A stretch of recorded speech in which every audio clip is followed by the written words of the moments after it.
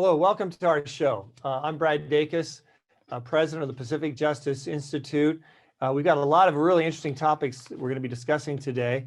We're going to be getting an update on what's taking place among the churches across the country. Some very positive information there. We're also going to talk about a recent Supreme Court decision involving the ability to meet in private homes. Also, how religious organizations are being removed from the internet, and some ideas and thoughts that you might want to consider if you have a church or a ministry that may be the next victim among the thousands. We're also going to talk about some legislation in California specifically, but could impact people and churches in other states across the country if they're emulated and if similar legislation is adopted. It's very, very important. I know you're going to find it very eye-opening and interesting. And then we're also going to, talk about, then open up for some very broad questions and some steps that churches might want to take if they're feeling pressure from government agencies. We're going to try to touch on that if we have time. But then we're going to have questions and answers. So if you have a question and you'd like an answer, just put it in on the chat, and we'd be happy to take that. I've got a gentleman here who's going through those questions as they're coming in. And just be sure and say your first name and the city you're from. So Susie from Atlanta, Georgia. Okay, just an example. So do that. That would be great. And then we'll do the questions, and we want to get as many of your questions answered as possible on today's show. Also, just so you know, next week we're going to be talking about the anticipated requirements among a number of states, potentially nationally, but right now among a number of states, with regards to schools, colleges, even private Christian schools, being required to have students be vaccinated in order to attend school. This is a big one. Has tremendous ramifications. We're researching this as we speak at PJI, and we're planning on talking about that more extensively on the next program, on the next Zoom show, which we're expecting to have in 2 weeks, 2 weeks from today. So also, once again, if you want to register your questions, please do that on our website. I know that would be a great thing to do, so you make sure your question is answered if you're listening to this on radio for the next broadcast. Now, let's start with Peter. Many of you have seen Peter many times before if you've been watching this. He's the pastor liaison for the Pacific Justice Institute. He's also a pastor of a church in Palmdale, California. Peter, I'd like you to open up in prayer at this time and just give this time to the Lord. And if you can do that, that'd be great. Absolutely. Let's pray. God, we come before you, and as equally burdened we are for our country, we're also excited because we know we win. We know that you've overcome the world. We know that we have the power we need and the truth we need, Lord, to do what you've called us to do. Now, Lord, I pray that you'd please bless us as we spend this time together, sharpening ourselves, encouraging ourselves, and knowing how to be wise as serpents, harmless as doves. I pray that we would be engaged. We would be encouraged as a result of this call. We'll thank you for all that you'll do in Jesus' name. Amen. Amen. Thank you, Peter. I appreciate that. Now, Peter, you've been actively involved in the Church Finds Its Voice campaign, and that's churches getting involved and specifically registering their voters to vote. And I think that's been very significant. We saw significant results in congressional races this last election. Give us an update, if you will, regarding, first off, let's go right to the Stewardship Sundays and what they can do regarding that. And then I want you to talk about policies from this existing administration that could impact our religious freedoms. Yeah, absolutely, Brad. Well, I will tell you that it has been so encouraging to me to talk to pastors who are getting passionate and are spreading the word about these civic stewardship Sundays. I believe we'll have hundreds of these over this next summer. This is the greatest way for you to engage your church in what I believe is their God-given right to steward the freedoms that are not from the government, they are from God himself. And so what we're doing is we're getting people off the bench, we're getting them in the game. This is the time to act. We cannot wait and say someone else will, no one else will. We have to be engaged in our local elections. We have to be engaged in our civic duties, which is not just the elections. It is going to the school boards. It is knowing our leaders' names. It is making sure we know when bills are going to be passed. We're going to be talking about that today. But these are 2 days on the calendar, the Sunday right before Memorial Day, May the 30th, and then Sunday, July 4th, where we can just elevate our need to be involved and to be salt and light in this generation. This is a tipping point moment. This is our 1776. If we don't get off the bench now, we will lose freedoms for an entire generation, entire lifetime. And so I just believe that we have a group of people here in California and across the nation who are going to be getting their churches involved using these moments that we've created. And I think it's a great moment for your church to be made aware of some things that they need to be made aware of, and also to let them know exactly what they can do. Yeah. And so you're targeting specifically July 4th, is that right? Yes, May 30th and July 4th. Okay, good. May 30th and July 4th. Those are important Sundays. Churches, if churches have any questions about how they can do voter registration at their church, it's really not that hard. But Peter, can they contact you? Yeah, absolutely. Yeah. Reach out to me if you want to do voter registration at your church. I would say that I would give you a list of things that you could talk about, some ways that they can be involved. That is the first way, obviously, to steward our civic duties, is to vote. But there are lots of other ways that you could get your congregation involved as well. We need to be working the polls. We need to be getting to know our elected officials. We need to get involved. Okay, yeah, very good. As far as PJI, I know we're expanding our presence outside of California. Could you talk about that? How we're doing that expansion, and how you think that's going to be effective for us to help more people coast to coast? Absolutely. Well, I will tell you that other states, other than the ones I'm about to mention, have found out about these civic stewardship Sundays, and they're going to be doing them in their churches as well.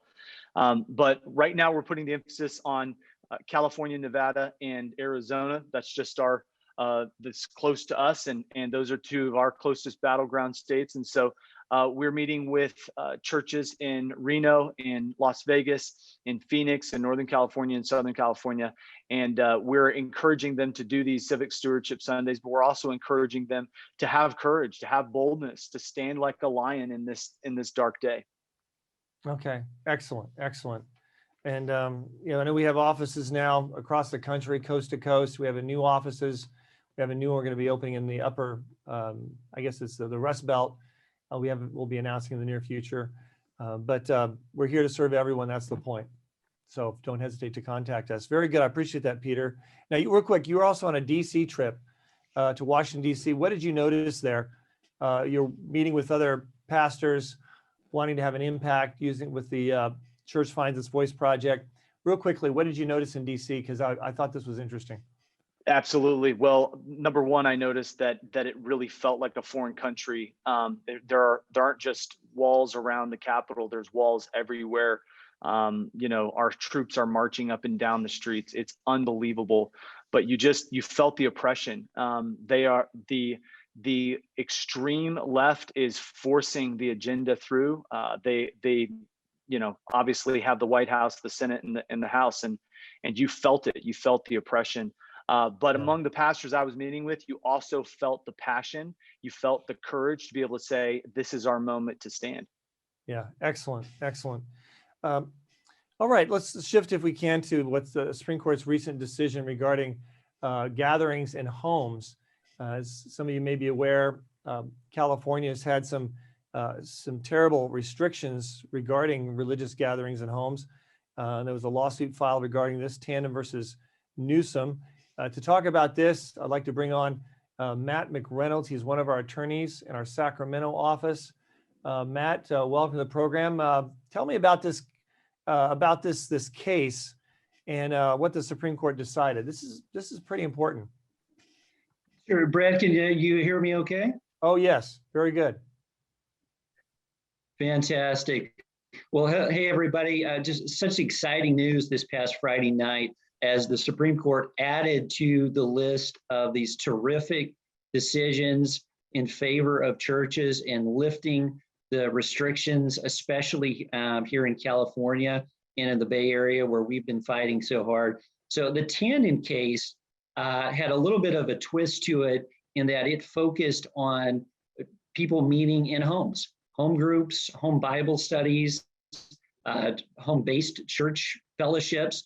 And so the Ninth Circuit Court of Appeals had held that this was different, and they keep trying to find distinctions between what the Supreme Court has said recently, like they ruled favorably in our decision, the Gateway City Church decision. So in Tandon, the Ninth Circuit had said, oh, this is different because they're in homes. So we're not going to go by those previous 4 decisions that the Supreme Court's handed down the last few months in favor of religious freedom. And so just this past Friday night, the US Supreme Court issued another emergency injunction in favor of that church group. And they noted, this is the 5th time now that we've slapped down these types of restrictions, most of them in California. And the not so veiled message to the courts here was, we really want to be done with these kinds of restrictions. And so based on that, now the state of California has also made a very significant move on capacity that I know we want to talk about. Yeah. Now, Mike, let's talk about well, first, as far as the private gatherings. So now people in California can't be limited to just 3 families at the most for a Bible study or a religious gathering. You can have a home group meeting. There's no limitations. That's great. I think that was probably to me, a no-brainer. But the Supreme Court, like you said, I think they made it so clear to California. It's like 5 punches right in their gut on these cases.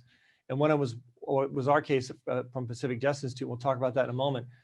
But I think that their decision, I agree with you. I think it had a direct impact on their decision to no longer have, and this is really important, many people still don't know this, to no longer have any occupancy restrictions when it comes to churches and synagogues having indoor services. They switched them to be called guidelines, which means recommendations, but not binding. That seems pretty significant, Matt. Oh, it absolutely is, Brad. For the state of California to finally surrender on that point and say, we're not going to have any capacity limits going forward on indoor church services is huge. Now, there's still some ambiguity, as there always seems to be after the state issues things like this. And in consultation with some of our other legal minds on this, it seems like the state didn't think through all the implications of what that means. Like, for instance, are churches still expected or required to have the 6-foot distancing within their pews? It appears that that is probably still the case. But again, the state has left some more ambiguity for us to sort out, and we're going to continue doing that the next coming weeks. But this lifting of capacity limits is just really good news. Yeah, it's interesting that they might enforce the 6 feet distancing for people sitting in pews, but have no difficulty allowing airlines to no longer even have a vacant seat in between people and fill the planes so every seat's filled. Yeah. Where's the logic there? It makes absolutely no sense. And I think the Supreme Court would see through that as well, personally. What say you? Yeah, and that's one of the points that we've been pressing in our litigation out of Santa Clara County with the Gateway City Church and the other churches, Brad, is especially the link to transportation, not just airlines, but the waiting areas at airport gates or at rail stations. And this was something that caught the attention of some of the justices, like Justice Gorsuch. They focused in on that particularly. But one other thing I think is worth pointing out in connection with that, Brad, is sometimes I think there's a perception that you get a win at the U.S. Supreme Court like we did in the Gateway City Church case and now in the Tandon case, and then it's all over. You've won the victory. Everybody can go home, and that's actually not quite the way it works because there's still significant litigation that continues while that preliminary emergency injunction is in place. And so right now, even as we speak, some of our legal team are working to finalize their last reply brief in the Ninth Circuit Court of Appeals in the Gateway City Church case after we won the injunction at the U.S. Supreme Court. So there's still a lot of work that is happening behind the scenes, not all of which is being reported on. Right. So just want people to know that. Oh, yes, there's a lot going on. Yeah, that was really significant. The emergency injunction we got, Pacific Justice Institute got from the United States Supreme Court on behalf of 5 churches in Santa Clara County. It wasn't just a favorable decision, it was an emergency injunction. Very, very difficult to get, much more difficult to get to statistically than just a decision on the case on the merits. And that, I think, sent a real loud signal to counties across the country, especially Santa Clara County, that they can't put unreasonable restrictions and treat churches differently than secular institutions with looser occupancy restrictions. So great victory. But as you said, the case is still going on, though, in the Ninth Circuit on the merits. So we got the injunction for now, but now the real final decision is going to come out of the case on the merits. It's still in the Ninth Circuit. Also, people may be wondering why Kevin Snyder is not participating on this particular one. He's our chief counsel. The reason, folks, is because he's on the process right now as we speak of drafting a brief before the Ninth Circuit in one of our very important cases. So it takes a lot of work and it's ongoing. And I know you guys have been working your tails off, and I really appreciate that as we move forward. But we're seeing, Matt, just sort of give people a good understanding here. My perspective is that with Amy Coney Barrett on the Supreme Court, I see the light at the end of the tunnel, and the light's getting bigger and bigger. And it seems like states are getting more and more put in their place when it comes to these outrageous restrictions on the rights of people to worship, to gather, to express themselves with regards to these, these restrictions that are placed by the governors and of some of these states like California, New York, Illinois, et cetera. Is that your impression too? Or am I just being overly optimistic? Well, not only that, Brad, but I think we're actually going to see positive effects from decisions like what we've had in these 5 emergency injunction that have been granted by the Supreme Court beyond the COVID era. And let me explain that in just a minute. There was something very significant. I was just reading a secular law professor's take on this morning of the significance of what the Supreme Court just did in the Tandon case. One of the things they did, Brad, was they have indicated that going forward, they're going to have a whole different approach to the free exercise clause. And that's going to have an effect. Let me give just one example.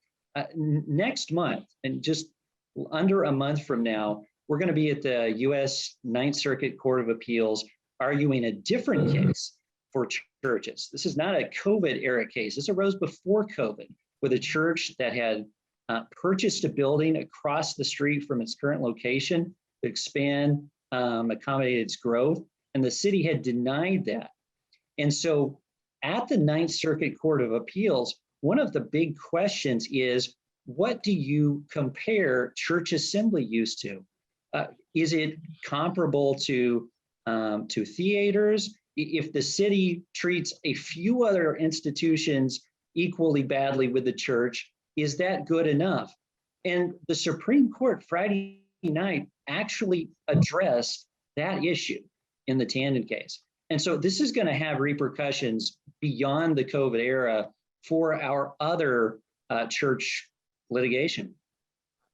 And that's one reason why the court packing is such an issue. We're going to be addressing that probably in a couple of weeks. But if we lose the Supreme Court and it's tyrannically packed arbitrarily in a way that historically is unprecedented, then we could end up losing everything that we've been fighting for, the First Amendment, our freedoms, our liberties. But it's very significant. We have to appreciate what we're seeing happening, and I'm very optimistic on that as we move forward. Now, Matt, you've been working on, I'm going to talk about some bills in California that I think are really important people to pay attention to. Peter, feel free to jump in as you see fit to do or like to. California AB 1084. My understanding is this is a bill that's going to require all large department stores to have gender neutral aisles for kids' toys, clothing. What's going on here? And do you think this is going to pass? Go ahead. Yeah, so this is fascinating, Brad. And this first started out last year. This bill was introduced just when things were starting to get shut down with COVID. And so it was taken off the table at that time, but it's back. And just as a side note, Brad, we've been working on different types of legislation for a long time here in Sacramento and now in a number of different state capitals. I don't remember a year when we've seen the amount of really bad legislation all at the same time that we're seeing right now. It is just an onslaught. There's so many bad bills that we're not going to be able to get to all of them today. But this one on the gender neutral toy aisle. First of all, there is a slight silver lining here in that the bill has been scaled down since it initially was reported, since we first started paying attention to it. And so we have submitted our opposition letter to that. I have testified in opposition to this bill. And what it would do right now is require large retailers, the big box retailers, to either take down their signs that designate boys and girls toy aisles, or to create a third option for gender neutral toys. And the rationale that's being put forward on this, Brad, is that it shames children. It shames, say, a little girl if she wants a toy that's traditionally more associated with boys, and she has to, no one's stopping her or her parents from buying that toy, but if they have to go into a part of the store that might be labeled boys, right, then that should somehow be outlawed. Matt, what's your response to that argument? You just made the argument. What's your response to it? Why is that not a valid argument? Well, this is just amazing, Brad. Talk about compelled speech and the types of cases that we've dealt with. One of the first ones that comes to mind is the litigation we had at the U.S. Supreme Court in favor of the pro-life pregnancy clinics just a few years ago, when the Supreme Court slapped down a similar effort by California. And not just that, Brad, the Supreme Court has done that to California on the violent video games issue. Several years ago, they said almost exact issue that we have here. Parents don't need the legislature's help to pick out appropriate toys for their kids. Right. So the bottom line is, if department stores want to do this, that's up to them. But it's going to cost customers more time to find out where the boys section is for clothes or toys versus girls sections. It makes things more difficult. Businesses are sensitive to customers. The free market's very efficient that way. Bottom line is, it's not the government's place to come in and order them to speak this or to say this or have a sign saying this or a sign saying that. If stores want to call things boys and girls, they should be able to do so. And I agree with that. And I know we weighed in on that because it's, once again, government intrusion. And if they can do this, they can require stores to put up other kinds of signs, other kind of messaging that is controversial, to say the least, and potentially frustrating and complicating for families. Let's move on if we can. I want to cover these other ones before we do the Q&A. I don't want to run out of time for Q&A by any means. AB 101, this is the I guess this is the ethnic sensitivity legislation that's going to require students. It's not just about ethnic sensitivity. It's going to require students to do things like say chants to the Aztec gods, who, by the way, would capture people and slaves from other tribes and cut out their hearts on the altar and sacrifice them to their pagan god, and then they would eat their flesh like cannibals. I don't think the average parent wants their child to be saying a prayer chant to the Aztec gods, but that's just one of many aspects of this kind of legislation. What's the purpose of it? Where are they coming from? This is crazy. And of course, it's, I believe, unconstitutional. Matt?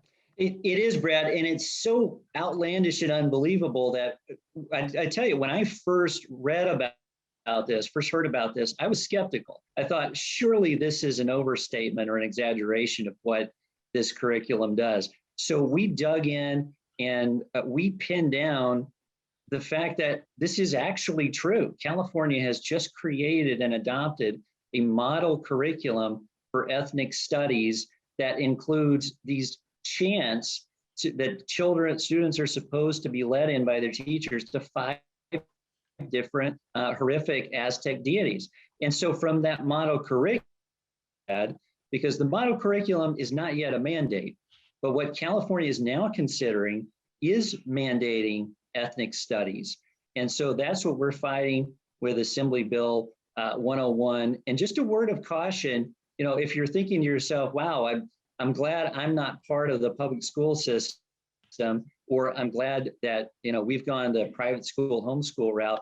The same Assemblyman Brad, who is now proposing the mandate for ethnic studies, is the one who just a few years ago tried and was defeated in his attempt to mandate and create curriculum for homeschool students. So make no mistake, the intent is there. They're not willing to leave homeschoolers or private schools alone in this. Right.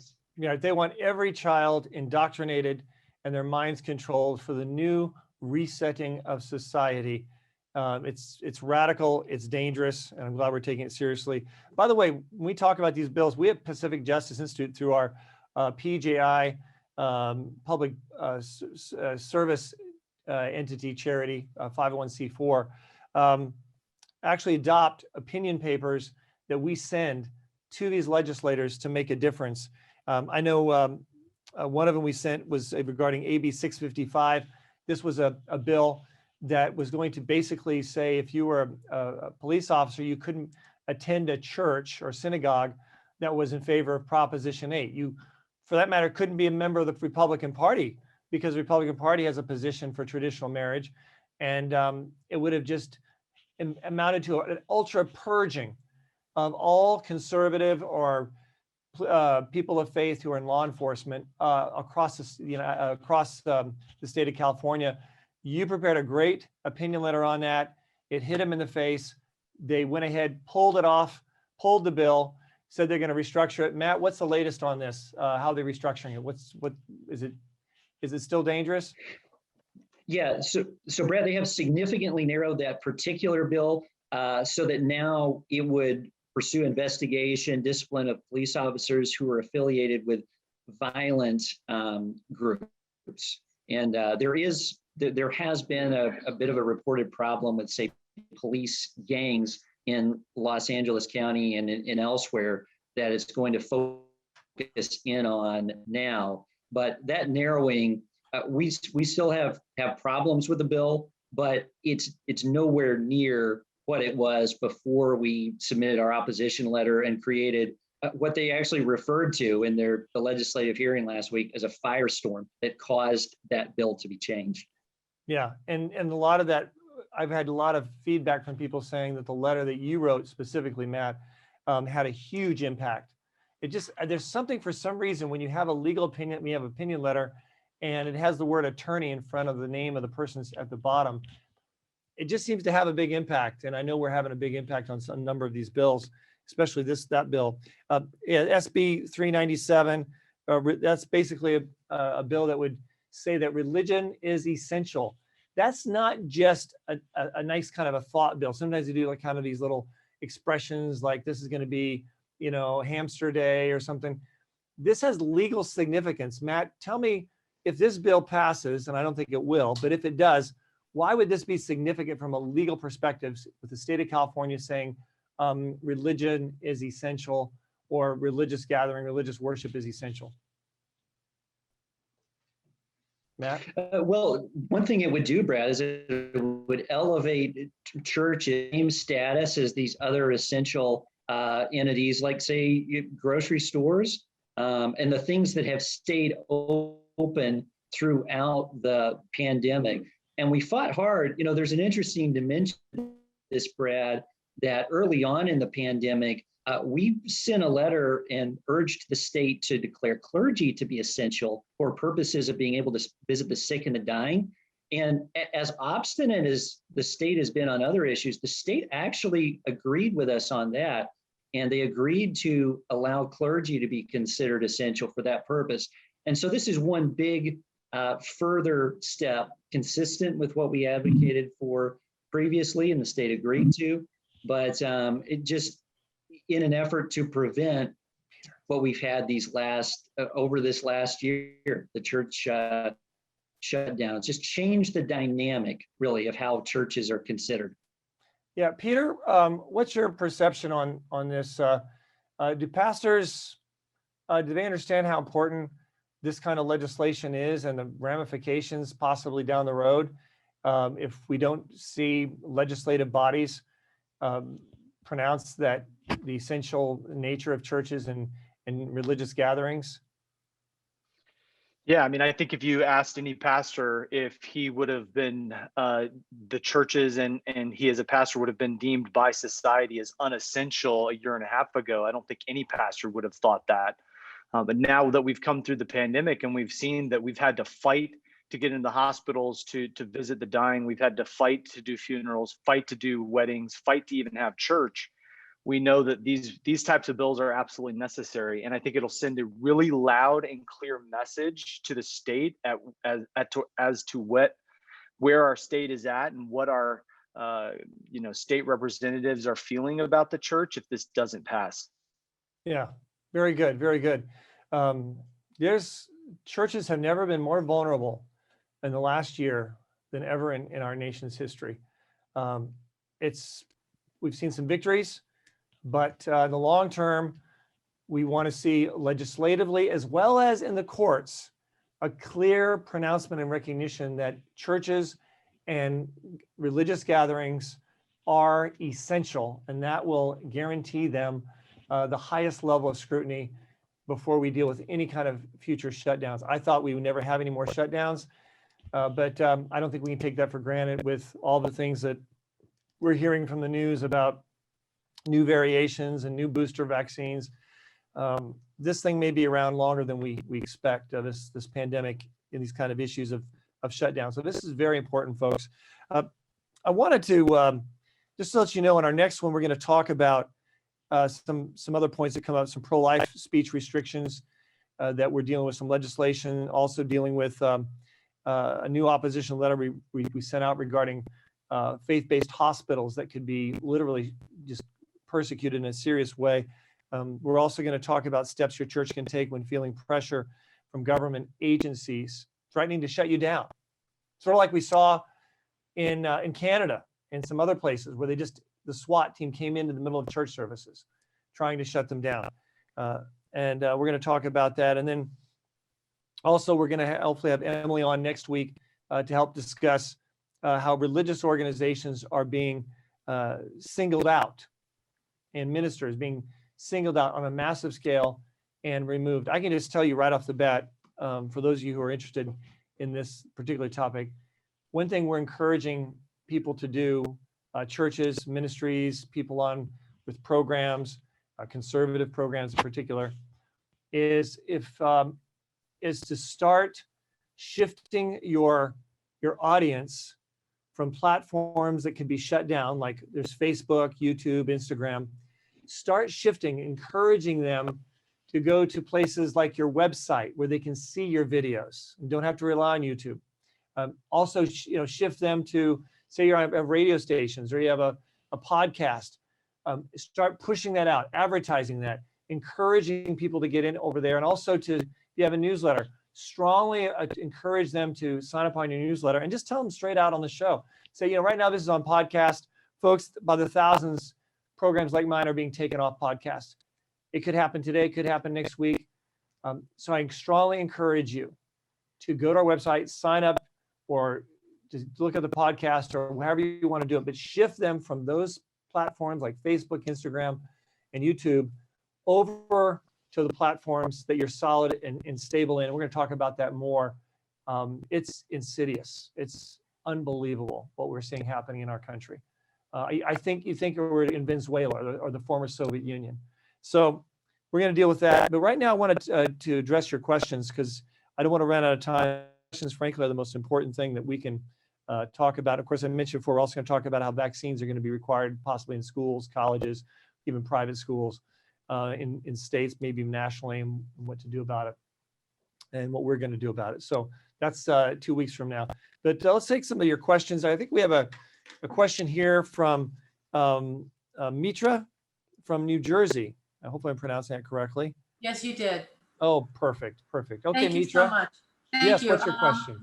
Actually, it's two questions really quickly. On vaccines, I know you're doing them next week, but I'm meeting with a group of women from various churches tonight, and they're very up in arms about these things. So very quickly, the first question was, can a mother and baby be separated at time of birth if the mother tests positive for COVID under the excuse of a quarantine? And secondly, my ladies, and various of them, are going for these falsified vaccine passports. I am telling them, don't do that. They don't understand the risk, and I'd just like to have something to tell them tonight. So the baby question and the passport falsifications out there. Thank you. Yeah. First, I'm not in favor of the hospitals removing a child like that from a mother without the mother's consent. There's a very important healthy bonding that takes place in that first early stages. And the idea that there's no evidence that the baby can get it from the milk of the mother can wear a mask. Nonetheless, those courts give great deference to hospitals and procedures that are intended for the welfare and protection of babies. This is something, frankly, we're just going to have to research. This is a new question. Feel free to contact our office on that if you know of any imminent situations or situations as far as policies by particular institutions. We'd love to look into that. Your other question was dealing with, help me with that. I'm sorry. I'm sorry, that's okay. There is in the internet a plethora of false vaccine passports. Oh, yes, false passports. Okay, got it. Yes. Going for them and paying for them. And I'm like, trying to tell them, don't do that. There's going to be a risk somehow. Right. And you're absolutely right. False vaccine passports is not the way to go. So I don't think that's a smart way to go. If you already had the COVID vaccine, the COVID disease, the COVID-19, though, I think an alternative you might want to investigate, because you can't have the vaccine. They say don't have the vaccine. I think it's like until like 9 months after you've had COVID. So, you can't have the quote vaccine passport. So I would, if you're in that situation, I would go to your hospital, whatever, have them issue some kind of letters saying that you've had the COVID-19 virus, on the date of such and such, and are recommended not to have the vaccine, and you are, safe and stable and not a carrier. I think that is something proactive that people can do if they have had the COVID-19. But fake passports is not the way to go. And we're watching this because, let me hit on this real quickly, because we're going to talk about this more next week. But the government, based on law, government institutions cannot require you to have a vaccine passport for a vaccine that was not fully vetted and approved by the FDA. This was an emergency designation. That's not the same. And law, federal law, says that government cannot compel you to have a vaccine with a vaccine has not been fully vetted. So what about private sector though? That's the real issue. So say you have an airline and says, this is our policy now. You've got to have a vaccine passport. That's a different picture. What about stores, clothing stores, and other places, supermarkets? We're researching that, and we're going to be talking more about that in a couple of weeks. I want to get to some more questions. So those were very good, Mitra, and I appreciate you participating. Hope to see you participate possibly in a couple of weeks too.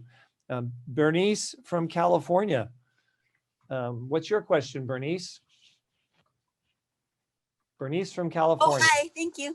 I was just calling because I just had realizing situations where maybe some brothers and sisters in Christ in our church group still, they mainly read like CNN and things like that. So they're getting some, not super factual information, and I don't know how to handle that because I don't want to like create conflict or like. Do I try to point them like kind of point out some, because I feel bad because I think they're getting misled and it's frustrating, but I don't know if it's my place or I don't know how you How do you deal with it from a Christian? How do you deal with people in your church that are watching CNN and have false information, false ideology? A couple of things I would say. First, encourage them in their walk with the Lord. Not in a looking down way, but if you have a Bible study, invite them to be in a Bible study. Some people are just very dogmatic and they made up their minds X, Y, and Z. And for those people, I don't try to convince them. I just try to get them to walk spiritually walk them closer to the Lord. And as they grow in the Lord, the Holy Spirit often convict them and give them discernment they don't have right now. Second is I, in a positive way, would encourage them to talk, tell them about it, a new program that you're watching. Maybe it's Newsmax or something like that. One America News, where you're like, hey, there's a brand new news network, it's on channel such and such. I really like it because it gives me balanced perspective. I'm getting a different perspective. You guys might want to watch it. It's really incredible how I'll watch CNN and then I'll hear one opinion and I'll watch this one and I'll see the different perspective. I think you guys will find it really interesting, since you're into the news stuff. I knew you're into watching news, and I thought anyone interested in watching news would probably want to know about this. And just then drop it and say, hey, wasn't that great last weekend at our church picnic? When I just thought that was so funny and just shift the topic so it doesn't become an argument. What's that? Anything become? Huh? What? Peter. Yeah. Okay. Well, anyway, once something becomes an argument, then it becomes very counterproductive. I just got the signal here. Thank you, Hanson. Peter. Thank you. Yes, thank you. Peter, I want you to comment on that. Peter's a pastor. Go ahead. I'm here every week having these exact same conversations. So I just wanted to say that, number one, like Brad was saying, acceptance is the optimal environment for growth. So as long as they feel your love and acceptance. But also, I've been so surprised over the last 6 months that a loving person telling the truth will always win the day. And I will tell you this, that truth always wins over error. Light always outshines darkness. So just being willing to say, hey, could I give you another perspective in love? It really helps. And we've had lots of difficult conversations over the last 6 months that have actually turned out really well because they know that we care and they know that what we're saying is the truth. Yeah, it's really important to do that and not to let it be divisive. There's someone in my church that I attend, and he's just sort of like, abortion is just, just another issue. But, I really look at these liberal issues and I really, feel X, Y, and Z. And I think he voted for a different candidate. And it's sort of frustrating because you're thinking, this person's been going to church a good while, should have the spiritual discernment to understand that the massive genocide of the unborn, there's no issue that trumps that at all. But yet I'm not allowing it to be a divisive issue in our relationship or in the church because I want this person to grow in the Lord. And I want him to continue his growth as we all need to grow in the Lord. And there's perspectives that I'm sure when I get to heaven, I'm going to realize, wow, I sure missed that one. So heart of humility is also just keep that heart of humility moving forward. Okay, let's move on here. Very good point. Very good question, Bernice. Appreciate that. David from San Bruno. What's your question? Hello. Hi. I had a question going back to the very beginning where you talked about the state of California removing restrictions for capacity. when we were well, we are in the orange tier with 50% capacity. Our county put a cap of 200 for the building capacity, even though our building could hold a lot more than that. Does that automatically get rescinded, or does that stand so long as the county health director says it stands? Oh, that's a very good question. Matt, what are your thoughts on that? Brad, even though the capacity decision was made by the state of California, so there is a possibility for counties to do something different. What we've seen the last few months since the Supreme Court started going the right direction on this is that counties, and Santa Clara was one of the last holdouts, but they have really now retreated to where they're not doing anything beyond what the state is doing. So earlier on, we saw these harsher restrictions. I'm not aware of any counties currently that are still trying to hold to tighter restrictions, such as what was just mentioned from San Bruno, than what the state is doing. So I would take that as authoritative in your county, unless we hear something very specific otherwise, and then would want to have a chance to put that to the test. Yeah. Okay. Very good. Very good answer.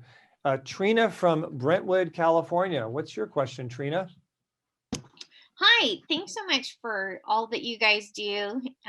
It's so appreciated, and especially these Zoom calls. But I had a question. I looked over the bills just because I like to make sure for myself that I'm not just following the crowd as to, oh, here, vote no for this or opposition this, but, for my own purpose as a citizen of the United States, to be able to have my own say and voice. Okay, good. And so, Good.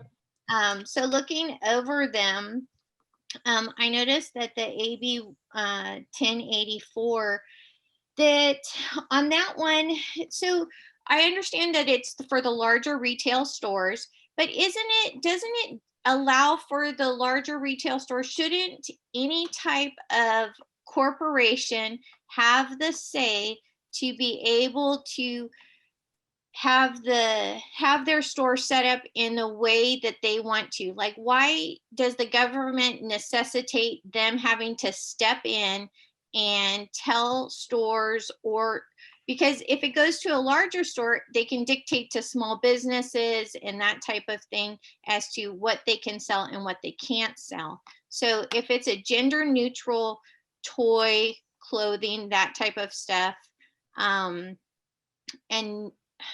like, how can they, and it's such a small percentage, because I looked up the statistics of, like gender dysphoria or things like that. So the gender neutral mentality of, like, I couldn't even find statistics on small children, Okay, so your question, it seems like, is dealing with, in looking at it, you're pointing out that it applies to just the large stores. I think it's Right. like at least 500 employees. Correct. Or something like that. That is correct. Small businesses, small stores are not directly impacted. Once again, this is a disadvantage that's being placed on large stores. Parents are going to have to look harder to find out where the boys' toys, girls' toys, and clothes, and it's just very confusing. So, yeah, that's a very good observation. So it's not just all stores; it's the large stores. But it's going to be very problematic, because the larger the store, the more they need signs, the more they need designation, because it takes longer to find what you're looking for in a large department store. So those who need those designations more than anything, large stores, are the ones that are going to take the biggest hit.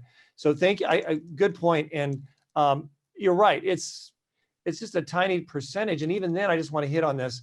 Little children, or children, particularly elementary school level, that have gender identity dysphoria, there's two studies. One is about 70%, another one's in the 80-something% of those kids will naturally just work through their dysphoria, not even have their dysphoria by the time they are into high school. So why would the government want to do anything to posture, to pamper a dysphoria that most kids aren't going to have? And we don't want them to have that dysphoria, if there's any way they cannot have it, because the overwhelming majority by the age of 30 who do go make the transgender decision and redesignate their gender identity, the overwhelming majority will be dead by the age of 30, according to another study, because of suicide and depression, and those are not healed by making that decision. In fact, it's only complicates things. So the government coming in and facilitating more difficulty for parents, and also facilitating a cause that is counterproductive to the actual welfare and development of children who are still very fluid, and towards an outcome that is horrific, makes absolutely no sense. So that's my 2 cents. You triggered that one, Trina. Good job. So I'm sorry. no, that's good. I appreciate it.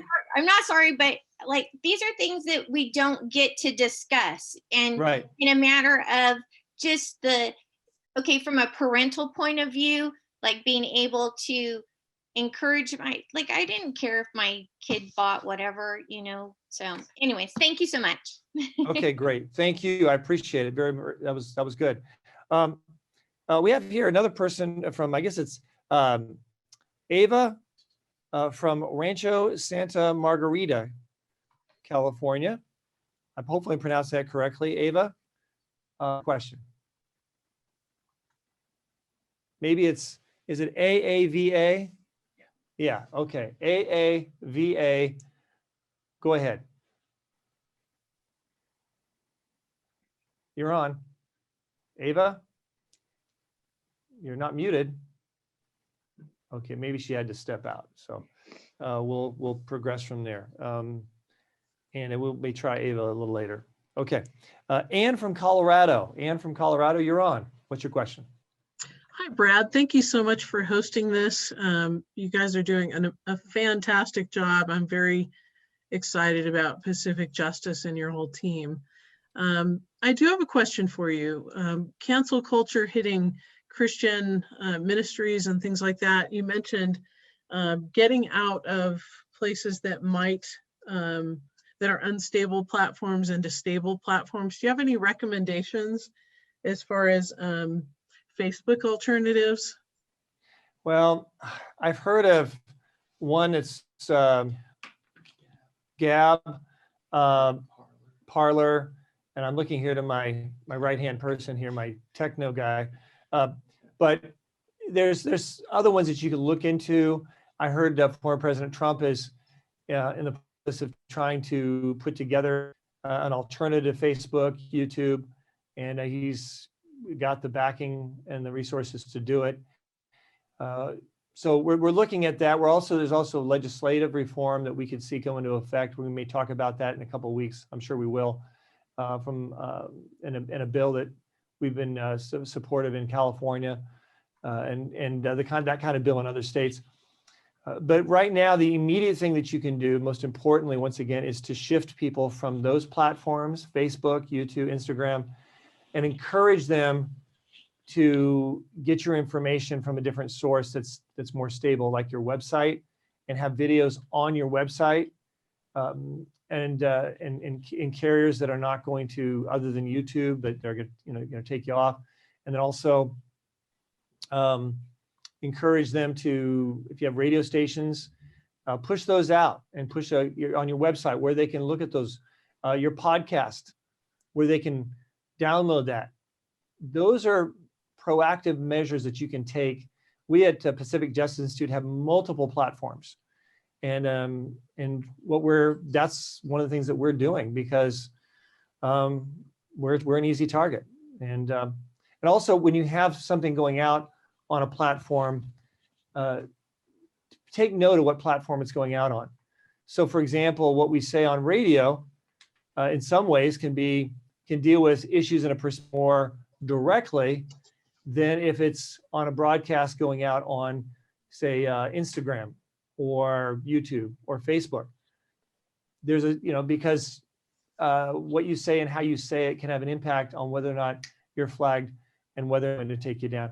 By the way, it's very orchestrated. The radicals are out there. They go through the algorithms. They look for people saying something, and then they all gang up all at once, and they send their complaints to Facebook, or they flood their complaints with YouTube, and then they're taken down. So it's very nasty. We're talking about that some more in a couple of weeks because this is really, really diabolical. I have one more question for you, Brad. I wonder if I might ask that. Oh, yes, you can. By the way, people are putting in some I just got a note here. People are putting suggestions in the chat for a new social media. So take a look at that at the chat. See, I love this. You guys are giving great ideas and inputs. I'm sure and do that. I think Gary Zalesko put in Cloud Hub. Gary, by the way, is an expert on social. There's a lot of social media advertising and impacting through social media. So I would take anything he says very seriously. There's other one is MeWe and other ones as well. So take a look at your chats. There's also what's that BitChute? I'm sorry if I'm pronouncing that the wrong way. That's just what it seems like that's how it's spelled. Bridian, Rumble, UgarTube, Telegram, EJI.org. No, I just threw that in. Just threw that in. Okay. Let's go on with the next. Oh yes, you had a question, Ann. Go ahead. Thank you very much. Do you see any issues related to essential services like banking or other areas where people don't agree with the premises that are in the Equality Act, particularly sexuality, gender, and relationships? So what are you saying about a bank, like Bank of America? Well, I'm trying to understand what you're saying. They mentioned banking in the Equality Act. Okay. And it seems as if the Equality Act, from my reading of that legislation, almost seems posed to try and cause a triumph to kind of undo the wins that have been made in the Supreme Court as far as religious freedom of the baker, of the florist, of et cetera. The Equality Act is going to have that. As far as banking goes, I mean, I don't know unless they can't discriminate based on LGBTQ. I'm not sure specifically what how a bank would apply the Equality Act other than just not discrimination in terms of who they serve or employment. I think they're probably already doing that. But in terms of the impact on businesses that are faith-based, the girls with boys going in their locker rooms, competing with them in the same sports, wrestling, water polo. So those are some of the issues we can talk about possibly in a couple of weeks. But yeah, Equality Act is very serious, and it's definitely moving in a very challenging direction. We at Pacific Justice, we will no doubt, of course, oppose that should that become law. Just shows you how important these Senate races are, folks. It's already passed the House, and it's just up to a few senators whether it's going to pass the Senate and whether or not the filibuster will remain in effect to be able to keep it from becoming law. But this is how close we are to losing our freedoms and liberties. Very good question, Ann. Now, next question. I appreciate your participation. So that's a good picture. Okay. Next question. Gordon from Modesto. What's your question, Gordon? Hey, thank you, Brad. I have two questions, if possible. The first is, wouldn't the ethnic studies curriculum provide an opportunity to then bring in Christian biblical teaching and so forth? In other words, couldn't the teacher pivot over and recite the Lord's Prayer? In other words, if you allow one, it seems like you would have to allow the other. There's plenty of polls out there showing massive biblical illiteracy, so they can't say, well, that's already known. We're trying to discover new ethnic groups and religions and so forth. So right. Let me just touch on that. The reality is this bill is drafted in a way to attack the predominant faith in America, and they see the Christian faith as oppressive. So Matt, why don't you comment on this? I know you've examined this bill quite a bit, but it's is this a vehicle that could be used for good? Can teachers use this kind of a bill to justify saying the Lord's Prayer? Well, Gordon, I think you're thinking entirely too logically about all of this. This is something that has about driven us insane for the same reasons, because we know that the Lord's Prayer and other scriptures and prayer have largely been excluded from the public schools for so long. And so, unfortunately, I don't see this as a likely vehicle for being able to bring back any of that, because the explanation that is nearly always given by the courts when anyone tries to make this point. A number of different people have tried to make that exact kind of comparison in the last several years, is that they'll say, oh no, this is different because this is all cultural. It's not really religious. It's not really an active religion. Brad, you may remember about 25 years ago, there actually was a case in the Ninth Circuit that involved a challenge to a statue of Quetzalcoatl in San Jose. And so some of these exact kinds of arguments were brought up, and what the Ninth Circuit said at that time, and we think they would likely say again, even to this, is that, well, because this is essentially a dead religion, this is really just cultural, it's just historical, therefore it's somehow different than the Lord's Prayer. We don't agree with that logic or reasoning at all, but that is how the courts have reasoned away some of these kinds of problems in the past. Right, and it's most unfortunate because basically what the court says is if enough people believe in your faith, then you can be silenced. But if your faith is a tiny minority and there's just a small number of people who still pray to the Aztec gods, and we've got people, all kinds of religions in the United States. But if you're a small group, that's fine. You can get under the radar and you can have more religious freedom. There's a problem with that. There's a real problem with that. By the way, that statue in San Jose was interesting because they had it all secretly covered, and it was basically a snake wrapped up. But what it looked like from the casual observer was a giant, big cow patty in the middle of the park as a statue. And it was like, everyone realized this was a stupid idea. But that's neither here nor there. Okay. Sharon from Hacienda Heights, California. Sharon, what's your question? Hi, Brad. Thanks for taking my question. This ethnic study that you were just discussing, it seems to me that it's absolutely, whether the religion is dead or not, is absolutely out of compliance with Brown versus Board of Education prohibiting prayer in public schools. Yeah. Once again, I think you're being logical and reasonable and rational. And unfortunately, that's what we don't see in this legislation. Matt, what's your thoughts about what Sharon just said?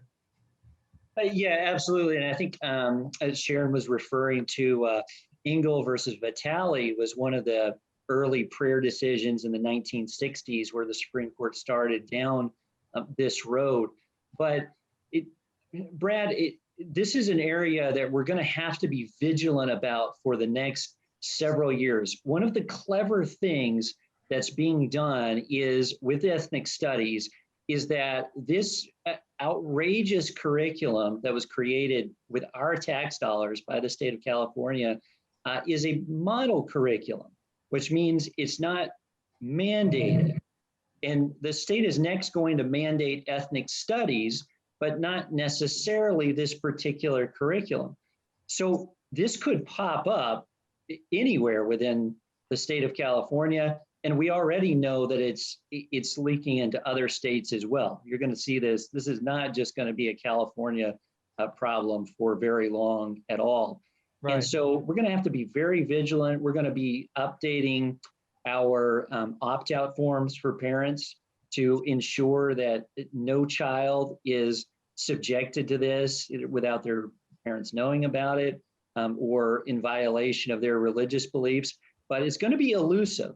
And so parents who still have kids in the public schools are going to have to be paying pretty close attention to this for the next few years.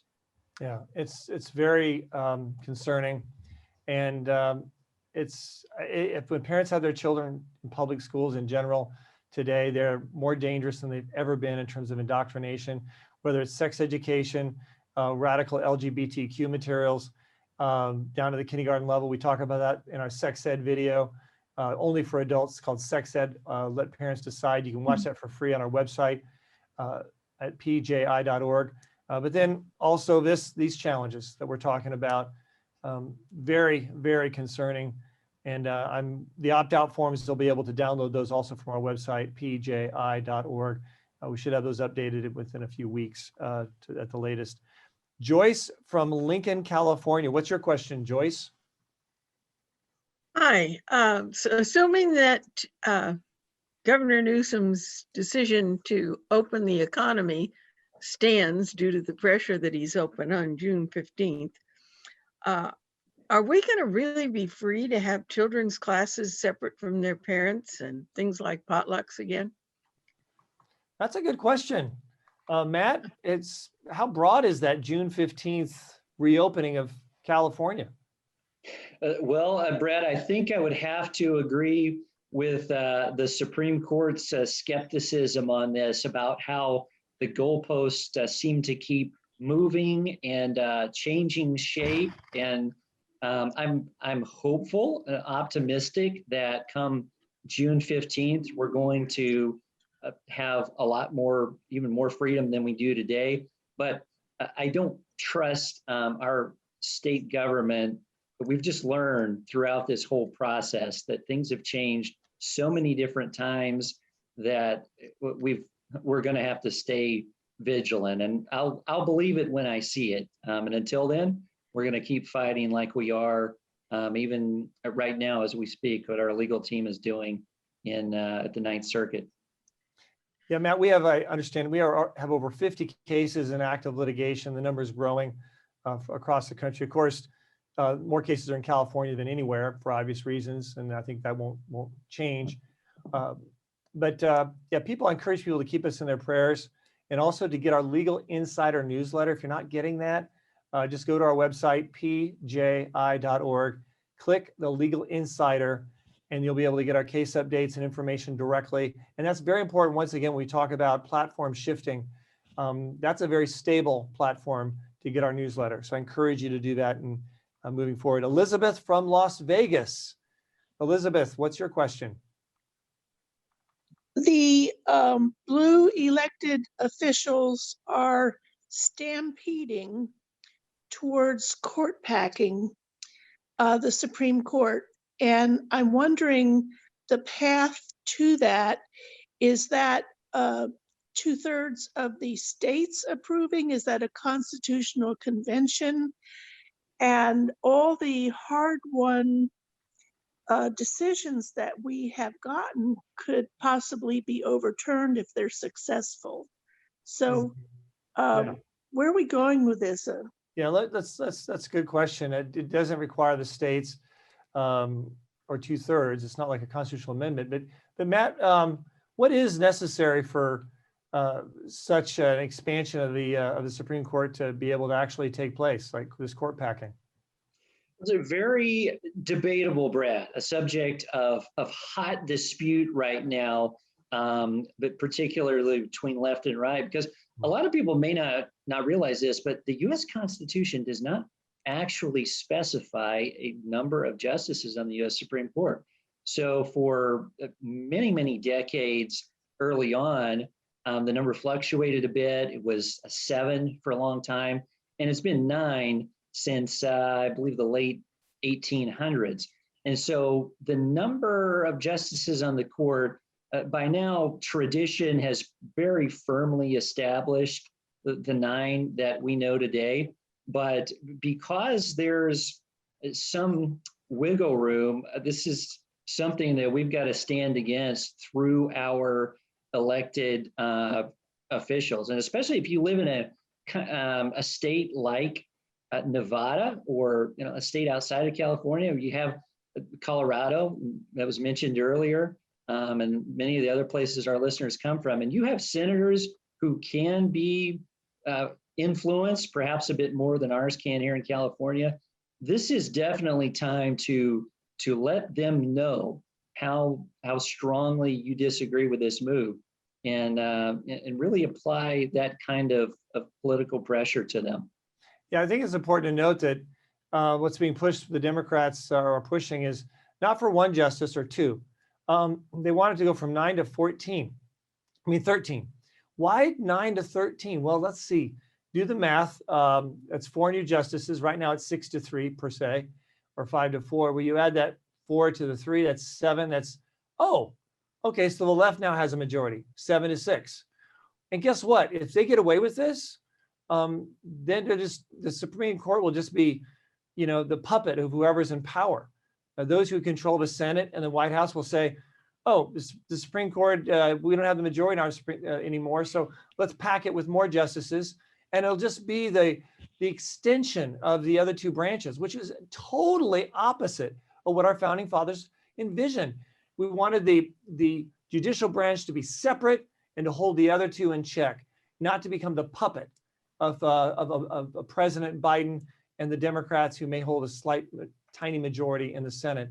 That is what they're trying to do. And if it happens and the Republicans get the White House and the Senate moving forward, say in 2024, which I think is a good chance, and this happens, I could see them saying, okay, we're going to move it from 13 to 19.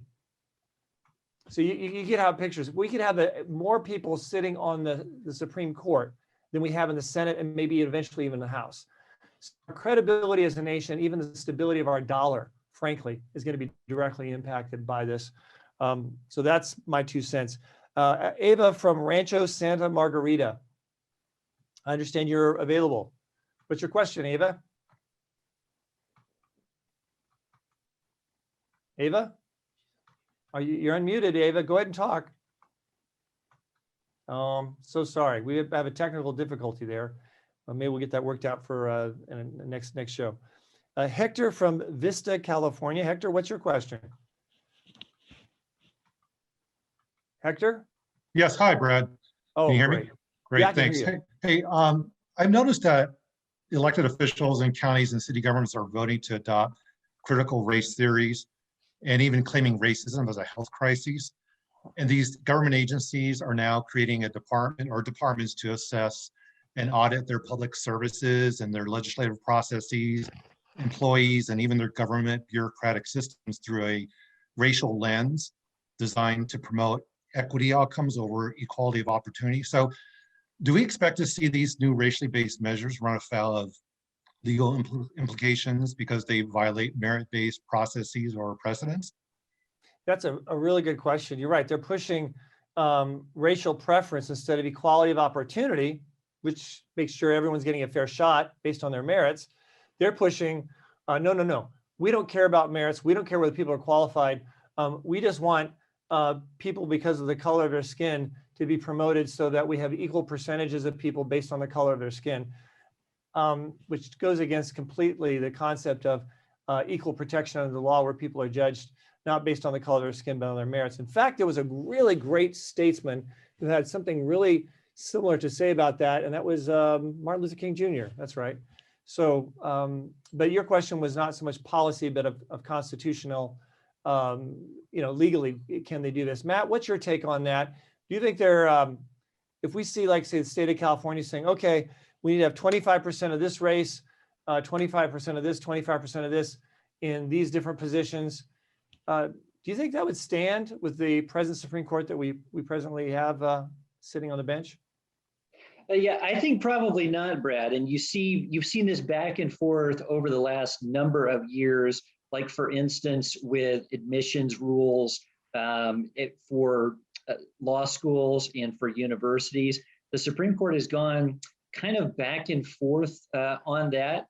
And there's a really interesting case, especially on the East Coast, making its way up now, that highlights the degree to which Asian Americans are actually discriminated against by virtue of these kinds of policies. But I think it's important to emphasize one other thing, Brad, and that's that, for the last 20 or so years, the Pacific Justice Institute has always been very circumspect, very careful to make sure that all of our brothers and sisters know how much we value them regardless of their race, and to try to balance that with what we see as for instance, with ethnic studies, like we were talking about earlier, this was not a fight that we were involved in early on until we realized the religious component that was brought into it. I mean, who would have suspected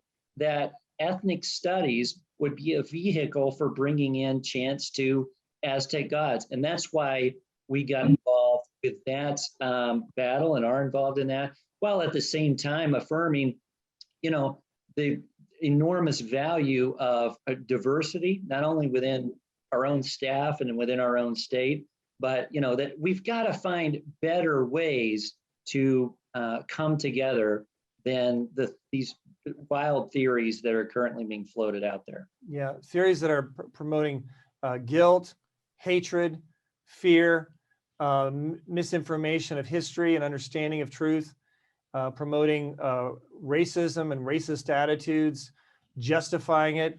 Racial preference, no matter what the race, is still racial preference. It's still bigotry. It's still discrimination. It still violates, as far as I'm concerned, the Equal Protection Clause of the 14th Amendment. So, but right, we need to deal with this as sensibly as we can, but we need to stand up for justice to make sure that everyone is treated fairly and equally. And no child in a classroom is treated like a second-class citizen because they go to church or because of the color of their skin. And I think, unfortunately, this ethnic sensitivity legislation is just blatantly anti-Christian. It's racist in its purpose and its delivery, and is very, very dangerous. And there's no way I would ever have my child participating in a government public school if this thing was adopted. There's no way. I would remove them immediately. Of course, they're not in public schools, so it's easy to say that, I guess. Matt, I think thank you for your participation. Peter, thank you also for what you're doing. And folks, I encourage you to participate in 2 weeks from now. On Thursday, we're talking about the vaccines and their new mandates and the threats, along with some other topics that we really couldn't have time to get into, like the removal from social media of different groups and ministries and pastors and things like that, and also steps churches can take when feeling pressure from government agencies. We want to delve into that as well. We just didn't have time. But I want you to be encouraged and not discouraged. And let's close in prayer. Father, I thank you, Lord, for what you're doing in this country. Thank you for giving us the freedom still to be able to be an advocate for truth and for justice. Father, we pray for the members on the courts, and we pray for those in office, Lord God. Convict them of right and wrong, that their eyes might be opened up to truth. And give us the boldness and courage not to surrender the freedoms we have, and for those to be lost for our children and generations to come. But let us be faithful. In Jesus' name, amen. So folks, there you have it.